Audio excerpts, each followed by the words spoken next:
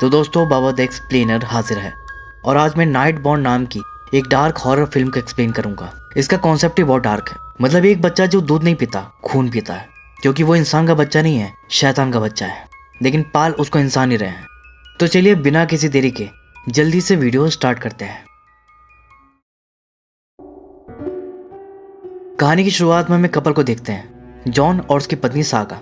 दोनों की हाल ही में शादी हुई थी। जंगल में सागा की नानी का पुराना घर था। ये दोनों वहीं रहने जा रहे थे। दोनों घने जंगल से होते हुए उस घर तक पहुंचते हैं। जॉन को तो ये जगह बहुत पसंद आती है। वो सागा से कहता है कि तुमने सही कहा था, ये वाकई में अमेजिंग है। अच्छा, ये जो पीछे लोहे का कबाड़ पड़ा है, क्या यहाँ तब भी था जब तुम यहाँ पर रहती थी? सागा को इसके बारे में ज्यादा पता नहीं था, क्योंकि उस टाइम वो छोटी थी जब यहाँ पर कभी कभी आती थी। इसके बाद हमें घर के अंदर का सीन दिखाया जाता है। घर की हालत तो बिल्कुल खस्ता थी। तभी जॉन सागा को गोद में उठाकर अंदर आता है और जैसे उसे नीचे उतारा तो फर्श के चरमराने की आवाज आई। जॉन ने देखा कि घर की हालत तो बहुत खराब है, फर्श भी चरमरा रही थी। तो हंस के कहता है कि यहाँ तो बहुत काम करना पड़ेगा। फिर सागा उसे अपना फेवरेट रूम दिखाने ले जाती है। कहती है कि यहाँ एक सुंदर सा वॉलपेपर हुआ करता था, वो अभी भी यही था। जॉन देखता है कि अरे यहाँ तो झाड़ वाड़ भी उग गया है। सागा कहती है कि इसे हटा देंगे। पता है, नानी यहीं चेयर पर बैठकर मुझे कहानी सुनाया करती थी। वहां साइड में डॉल हाउस हुआ करता था और यहाँ लकड़ी वाला घोड़ा हुआ करता था। सागा की सब पुरानी यादें ताज़ा हो गई थी। वो बहुत खुश थी। जॉन भी उसे देखकर बहुत खुश था। फिर दोनों खुशी में नाचने लगते हैं। घर के बाहर जंगल था। फिर दोनों वहां घूमने जाते हैं। इसी बीच जॉन वहां पर कुछ अजीब नोटिस करता है। वहां के पेड़ नॉर्मल नहीं लग रहे थे। किसी पेड़ में इंसान जैसा अजीब चेहरा दिख रहा था, तो एक टूटे हुए पेड़ में प्रॉपर इंसान ही दिख रहा था।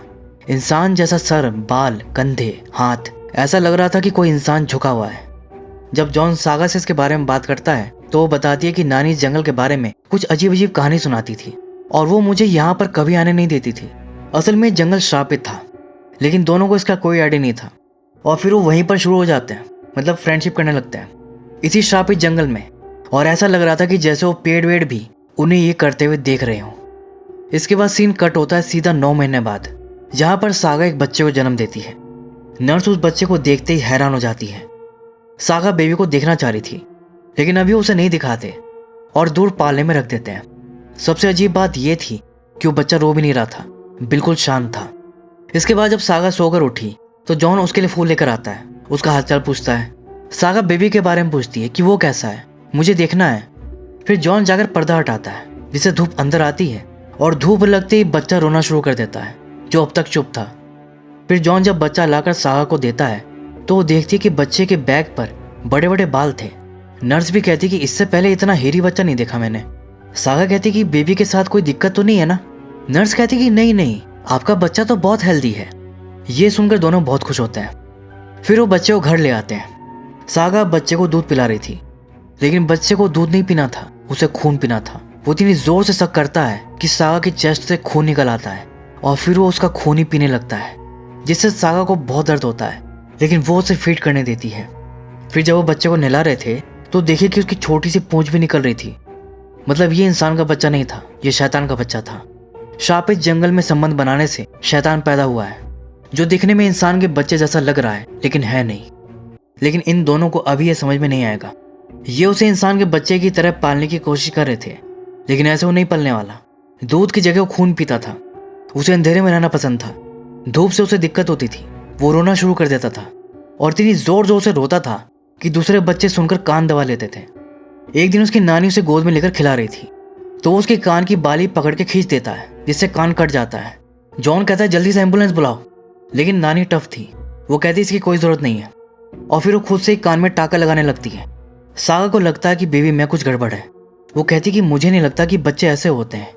उसकी माँ कहती कि बच्चे ऐसे ही होते हैं, तुम तो इससे भी ज्यादा शरारती थी। इसके बाद हम देखते हैं कि वो लोग बच्चे का नामकरण करने वाले थे। सागा अब तक समझ चुकी थी कि बच्चे को धूप से दिक्कत होती है। तभी जॉन आकर बच्चे को गोद में उठा लेता है, तो सागा तुरंत बच्चे पर कपड़ा डाल देती है, उसे ढक देती है। तभी सागा को जंगल से आवाज आती है और फिर वो बच्चे का नाम रखती है कूरा, जैसे जंगल ने उसे बताया हो। जॉन चौंक जाता है कि हमने बच्चे का नाम ये तो नहीं सोचा था, लेकिन सबको नाम पसंद आता है, इसलिए जॉन भी कुछ नहीं बोलता। तभी सागा देखती है कि कपड़े से बच्चे का हाथ बाहर आ गया था और धूप से उसका वो हाथ जल गया था, तो वो तुरंत बच्चे को लेकर घर के अंदर चली जाती है। अब वो जॉन से भी कहती है कि हमारे बेबी के साथ कुछ तो गड़बड़ है। जॉन कहता है अरे ऐसा कुछ नहीं है, हमारा बेबी बस सनलाइट के लिए ज़्यादा सेंसिटिव है और कुछ नहीं। आगे सागा नोटिस करती है कि जब वो बच्चे को जंगल में लेकर जाती थी तो उसे जंगल से अजीब अजीब आवाज़ें आती थी। बदले में बच्चा भी कुछ आवाज़ निकालता था और हंसता भी था। ऐसा लगता था मानो वो बच्चा और जंगल आपस में बातें कर रहे हों। एक दिन इसकी बहन आती है और वो वहाँ पड़े लोहे के भंगार के बारे में कहती है कि ये यहाँ पर इसलिए पड़े हैं क्योंकि नानी कहती थी कि ठंडा लोहा उन्हें दूर रखता है, उन्हें जलाता है। उन्हें लगता था कि जंगल में शैतान रहते हैं। वो अपनी ही काल्पनिक दुनिया में रहती थी। सागा ये सब सुनकर सोच में पड़ जाती है, लेकिन जॉन वो सब वहाँ से हटवा देता है। इसके बाद हम देखते हैं कि सागा की बॉडी में कुछ अजीब बदलाव आ रहे थे। उसकी गर्दन के पीछे एक अजीब सा उभार आ रहा था और उस पर बाल भी निकल रहे थे। वो श्रापित बच्चा, वो शैतान उसका खून पी रहा था ना, तो वो भी श्रापित हो रही थी। इसके बाद हम देखते हैं कि जब उनका बच्चा सो रहा था तो जॉन सागा के साथ रोमांस करना चाह रहा था, लेकिन तभी सागा ने नोटिस किया कि बच्चा पालने में से उठकर उन्हें देख रहा था। सागा तुरंत जॉन को बताती है कि देखो कूरा बैठा हुआ है। जॉन ने जैसे देखा तब तक वो वापस लेट चुका था। जॉन कहता है कि तुम्हें भ्रम हुआ होगा, कूरा भी कैसे बैठ सकता है, वो तो बहुत छोटा है, उसे छोड़ो आओ रोमांस करते हैं। लेकिन सागा का मूड नहीं था। वो जॉन से कहती है कि तुम सो जाओ और बच्चे को लेकर दूसरे कमरे में चली जाती है और उसके पास ही बैठ जाती है ताकि उस पर नजर रख सके, क्योंकि उसे यकीन था कि उसे कोई वहम नहीं हुआ था। बच्चा सच में उठकर बैठा था।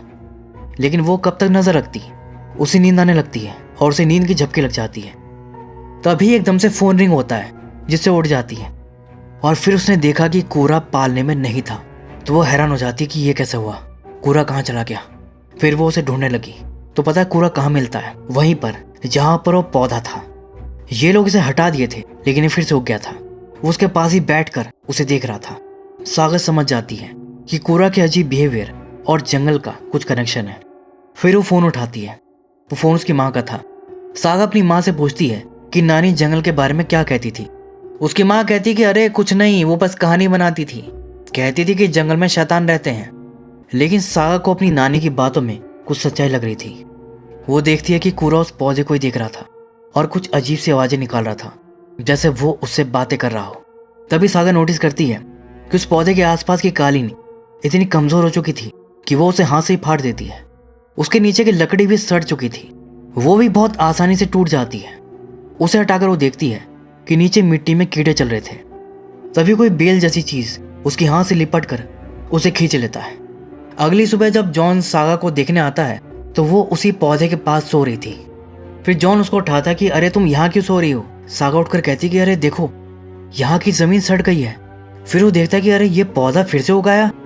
सागा जॉन को बताने की कोशिश करती है कि कूरा इस पौधे से बात कर रहा था, लेकिन अब वो अपने पालने में वापस लेटा हुआ था। जॉन को लगता कि सागा को पोस्टमार्टम डिप्रेशन हो गया है, इसलिए उसे हेलुसिनेशंस हो रहे हैं, जिस पर फिर वो डॉक्टर से सलाह लेने जाता है। इधर घर में सागा कूरा को दूध पिला रही थी, लेकिन वो बहुत जोर से शक कर रहा था और दूध की बजाय खून चूस कर पी रहा था, जिससे सागा को बहुत दर्द हो रहा था। इसलिए वो कूरा को डायरेक्ट ब्रेस्ट फीडिंग करवाने के बजाय अपना दूध बोतल में भरकर उसे पिलाने की कोशिश करती है, लेकिन वो नहीं पीता और बोतल में हाथ मार के गिरा देता है। कांच की बोतल गिरते ही टूट जाती है। फिर सागा जब कांच को उठा रही थी तो उसका हाथ कट जाता है और उसका खून नीचे प्लेट पर गिरता है और तभी कूरा आकर उस प्लेट से खून चाटकर पीने लगता है। कोई नॉर्मल बच्चा तो ऐसा नहीं कर सकता, इसलिए सागा उसे तुरंत डॉक्टर को दिखाने ले जाती है। डॉक्टर तो बच्चे को देखकर कहती है कि ये अपने उम्र से काफ़ी बड़ा लग रहा है, मसल्स वगैरह भी बहुत स्ट्रांग है, इसकी छोटी सी पूंछ भी है, लेकिन ठीक है सब बच्चे एक जैसे नहीं होते, ये सब नॉर्मल है। सागा कहती है लेकिन ये दूध पीते हुए मेरा खून चूसता है, जिस पर डॉक्टर क्या एक्सप्लेनेशन देती है कि बच्चा बहुत भूखा होगा, इसलिए उसके मुंह में जो आया उसने वो चूस लिया। सागा उन्हें ठीक से नहीं बता पाती कि कूरा दूध पीता ही नहीं, उसे खून पसंद है। लेकिन वापस आकर वो जॉन को साफ बोल देती है कि अब वो कभी कूरा को ब्रेस्ट फीडिंग नहीं करवाएगी। जॉन कहता है लेकिन क्यों? वो कहती क्योंकि वो दूध नहीं पीता, खून पीता है। ऐसा लगता है मानो खून के साथ मेरी सारी शक्ति चूस रहा हो। तभी उसके सास ससुर आ जाते हैं। सागा तुरंत घर में चली जाती है, सबको ठीक करती है। फिर जब उसे देखने आते हैं तो वो सब कुछ नॉर्मल दिखाने की कोशिश करती है। उसके ससुर एक पादरी थे, वो कूरा को ब्लेसिंग देने आए थे, साथ में क्रॉस हेयर भी लेकर आए थे। उसकी सास का कहना था कि अगर बच्चे को प्रीस्ट की ब्लेसिंग ना मिले तो उस पर ट्रोल नाम के शैतान का साया पड़ जाता है और ट्रोल्स उसे ले जाते हैं। ट्रोल्स एक तरह के शैतानी जीव होते हैं। घने अंधेरे जंगल और पहाड़ों में उनका निवास होता है। इनके घर के बाहर जो जंगल है वहाँ पर ट्रोल्स का ही निवास है और उन्हीं के बीच बच्चा कंसीव हुआ है। तो ट्रोल्स का साया तो उस पर कब का पड़ चुका है। खैर उनका जो रीति रिवाज था उस बच्चे पर करते हैं। इसके बाद सब लोग किचन में थे और कोरा जॉन के पिता के पास ही था। तभी कोरा की जोर से रोने की आवाज आती है। सब तुरंत भागकर देखने जाते हैं तो कोरा का हाथ बुरी तरह जल गया था। जॉन को लगता है कि उसके पिता ने कुछ किया है। उसके पिता कहते हैं कि मैंने कुछ नहीं किया बेटा, ये क्रॉसहेयर तो बिल्कुल ठंडा है, देखो यहाँ तो कोई आग वाग भी नहीं है, हाथ कैसे जला नहीं पता। लेकिन सागा सुनते ही पागलों की तरह हंसने लगती है क्योंकि अभी तक तो उसे शक था लेकिन अब उसे कंफर्म हो गया था क्योंकि उसकी नानी कहा करती थी कि ठंडा लोहा ट्रोल्स को जला देता है। अब उसे पक्का यकीन हो गया था कि कोरा वही ट्रोल शैतान है और फिर वो उसे वैसे ही पालने लगती है। अब वो बाहर से खून खरीद कर लाती और उसे बॉटल में भरकर पिलाया करती। फिर एक दिन जब वो सोकर उठी तो उसने देखा कि कोरा उसके हाथ पर काट रखा था, मतलब उसके दांत निकल आए थे। सिर्फ इतना ही नहीं, वो अपने पैरों पर चलने भी लगा था। सागा ये देखकर डर जाती है। वो लोहे की छड़ी उठा लेती है और उसे पीछे रहने को कहती है और फिर भागकर बाथरूम में बंद हो जाती है। बाहर से कोरा बाथरूम का दरवाजा पीटने लगता है। तभी अगले ही पल सागा को पता लगता है कि ये सब एक सपना था और वो जंगल में पड़ी थी। पास से ही कोरा की आवाज आ रही थी। सागा उस आवाज का पीछा करते हुए आगे बढ़ती है तो क्या पाती है कि कोरा के वाकई में दांत आ चुके थे और वो एक खरगोश को खा रहा था। इतने में जॉन ऑफिस से आ गया था। घर में कोई नहीं था तो वो जंगल की तरफ देखने आ रहा था। तभी सागा कोरा को गोद में लेकर भागती हुई आती है। जॉन कहता है कि ये सब क्या है, ये तुम इसे कहाँ लेकर गई थी। इसके बाद जॉन को पता चल जाता है कि सागा बच्चे को खून पिला रही है। जब वो इस पर सवाल करता है तो सागा कहती है कि मैं क्या करूं, वो खून ही पीता है, लाओ उसे भूख लगी है, मुझे देने दो। लेकिन जॉन मना करता है कि नहीं, देखो तुम बीमार हो, तुम बच्चे को भी बीमार कर रही हो। लेकिन सागा नहीं मानती। वो खून का पैकेट छीनने लगती है। इसी खींचातानी में पैकेट फट जाता है और दोनों के मुंह पर खून लग जाता है। फिर जॉन वहां से चला जाता है और खून साफ करके वापस आता है। लेकिन सागा वहीं बच्चे के पास बैठी उसे झूला झुला रही थी।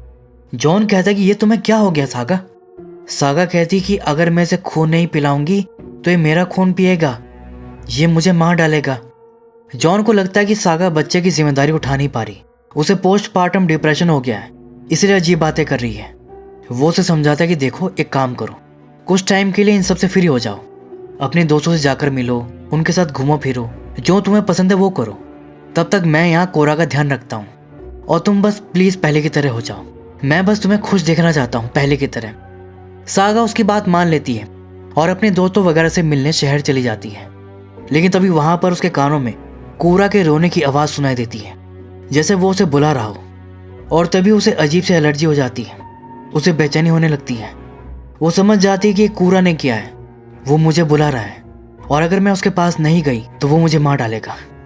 बस फिर क्या, वो तुरंत बस पकड़ के निकल जाती है और बर्फीले तूफान में भागते गिरते पड़ते हुए वो किसी तरह घर आ रही थी। इधर जॉन बच्चे को संभाल रहा था और वो बिल्कुल शांत था क्योंकि उसे पता था कि उसकी माँ आ रही है उसकी खुराक लेकर। इतने में सागा घर पहुंचती है। जॉन उसे इस हालत में देखकर कहता है कि सागा क्या हुआ, सब ठीक तो है ना। अब वो उसे क्या समझाती और बच्चे को लेकर दूसरे कमरे में चली जाती है। और बस उसके बाद वो देखती है कि उसकी एलर्जी ठीक होने लगती है और देखते देखते बिल्कुल गायब हो जाती है। सागा उसके लिए मीट का टुकड़ा लेकर आई थी जिसे कि वो बड़े चाव से खाने लगता है। फिर एक दिन सागा की बहन अपनी बेटी ऐना को लेकर घर आती है। ऐना को देखकर सागा कहती है कि मैं भी चाहती थी कि मेरी ऐना जैसी एक प्यारी सी औलाद हो, लेकिन मुझे मिला ये मॉन्स्टर। जिस पर उसकी बहन उसे टोक देती है कि अरे तुम अपने बच्चे के बारे में ऐसे कैसे बोल सकती हो। उसे लगता है कि वो स्ट्रेस में है और उसे समझाने लगती है। इसी बीच ऐना की चीख सुनाई देती है। सब दौड़कर वहां दिखने गए तो क्या पाए कि कोरा ने ऐना की उंगली काट ली थी। लेकिन इसके लिए उस सागा को ही जिम्मेदार ठहराते हैं कि तुम्हारी परवरिश में बच्चा ऐसा हो रहा है, मॉन्स्टर कोरा नहीं तुम हो। और ये सब बोलकर उसकी बहन वहां से चली जाती है। लेकिन सागा को पता था कि कोरा को भूख लगी थी, इसलिए वो ऐना की उंगली काट लिया। तो फिर वो उसे कच्चा मांस निकालकर खिलाती है और फिर वो खुद भी खाने लगती है। मतलब वो उसके जैसा ही बनती जा रही थी। अब वो जानवरों की तरह आवाज निकाला करती और जानवरों की तरह हरकतें करते हुए कोरा के साथ खेला करती। एक दिन जॉन ने देखा कि सागा कोरा के साथ उसी पौधे वाले गड्ढे में सो रही थी। जॉन कहता कि बस बहुत हो गया, अब मैं इस बच्चे को इंसान की तरह ही पालूंगा। और अब वो उसे खाना खिलाने लगता है, लेकिन कुराओ नहीं खा रहा था और बार बार चम्मच गिरा दे रहा था। और जॉन इसमें सागा की ही गलती बता रहा था कि इस सब की जिम्मेदार तुम हो। तुम ही ने बच्चे को खून और मांस खिलाकर उसकी आदत खराब कर दी है।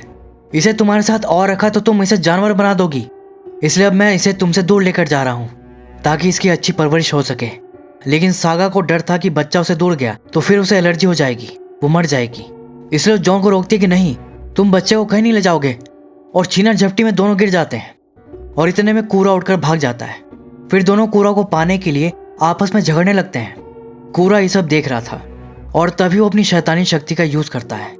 सारे पेड़ वेड़ घर की जमीन और दीवार को तोड़कर अंदर घुसने लगते हैं। उन्हीं में से एक पेड़ का नुकीला तना जॉन की बैक में घुसकर उसकी छाती से बाहर आ जाता है और उसकी मौत हो जाती है। मतलब कूरा ने अपनी शक्ति से अपने पिता को मार दिया था और फिर वो उसका खून पीने लगता है। सागा भी उसकी जैसी बन चुकी थी। वो जॉन का दिल निकालकर खाने लगती है। और इन सब के बाद कूरा जंगल की तरफ जाने लगता है क्योंकि जंगल के शैतान उसे बुला रहे थे और वो उनके साथ ही चला जाता है। और इसी डार्क एंडिंग के साथ ये फिल्म यहीं पर खत्म हो जाती है। उम्मीद करता हूँ कि आपको फिल्म की कहानी और मेरा एक्सप्रेशन पसंद आया होगा। अगर ऐसा है तो वीडियो को लाइक और हाइप जरूर कर दीजिएगा। तो मैं अब आपको मिलता हूँ अगली वीडियो में। तब तक के लिए take care and keep watching.